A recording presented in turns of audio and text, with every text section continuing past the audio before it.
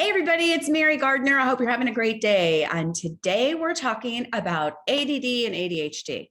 Now, my question to you is, do you know anyone that has it, or do you have it yourself? I'm actually talking to those of you that have it yourself because I wanted to share with you some tips of things that might be able to manage it. Well, the reason why it's so good is that people that have ADD are out of the box, they're highly creative, and they can hyper focus. That's so great. However, on the flip side, you know you have ADHD if you walk in a room, or ADD, if you walk in a room and you can't remember why you got there, then you leave, then you go back and you're back and forth and never end up remembering, or finally later in the day, oh yeah, I was looking for my keys. Maybe you have ADHD if you are a huge talker and you're like, and nobody else gets a word in edgewise. You might have ADD. And number three, if you jump from one project, one job to the next, and constantly have projects, maybe a mess around your desk, you might have ADD. So there's a lot of manifestations of ADD that are negative, and it actually can harm your relationships. It can harm your place of work. You could be forgetful. And there's a lot of reasons why you want to be able to manage it. It can be really annoying to people in your workspace or people that you work with. If you discount somebody, dismiss them, but you have ADD and you can't really help it. So there are millions of different ways that it does manifest. But I wanted to share with you from personal experience how you can learn to manage it. And it works, I promise, without medication. And I don't condone medication at all. If you're on medication, fantastic. It can be good. I know when I was on medication for a while, my arm would like fly up in the air, and it can give you facial expressions you don't want.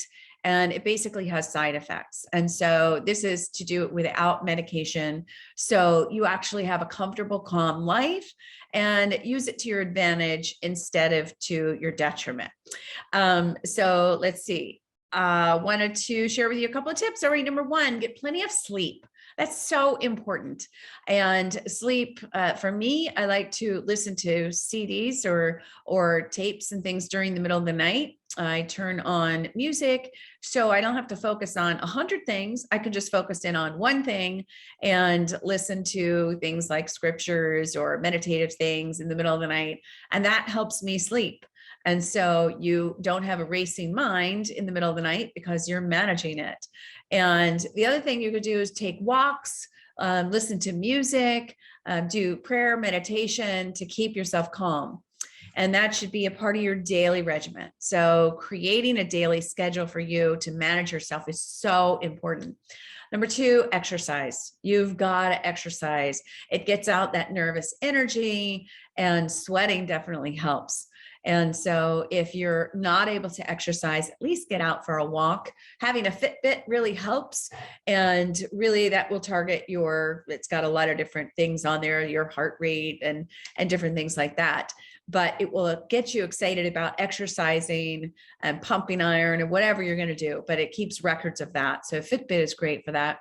Next, do the Feingold Diet. It's an elimination diet, and it involves basically taking foods out of your diet that trigger ADD. And an elimination diet, you take things out one at a time. So you see whether over the course of a week, it really makes an impact. And so I have found that that's been really good. I sometimes see people that have ADD, they're moving a lot and their brain is moving a lot.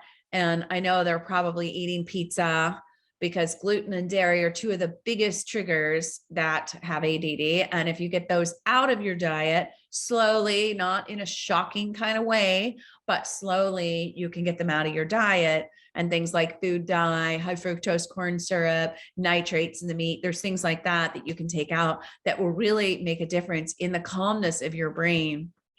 And one of the thing I found, having a system that works for you, and everybody's different. So what may work for you may not work for everybody else.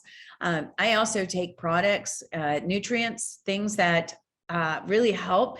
And I don't believe our food supply has all the nutrients that you need. So supplementation, I think, is really important. This is one that I use. It's called Brain On, and it's by E3 Live. If you are looking for it online, you could look for it online. The website is e3live.com. Tell them Mary Gardner sent you. And it's an amazing product that makes you happy. Literally, you'll go like this to here, and it brings back your memory. They're using it in memory clinics and things like that. So making sure you have a very powerful brain product that will give you calmness, happiness, and really good superfoods is what you want.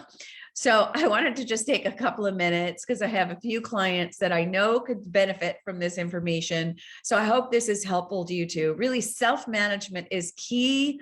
And if you get overstressed, if you get too much anxiety, take a time out and get off the track and do your system, because always going back to that self-management is so important. And I promise if you do that, there is happiness on the other side, not only for you, but everyone else in your space. All right, guys, I hope this was helpful for you today. And I hope you're having a great year and beginning happy new year to 2022. All right, guys, have a great day. Take care.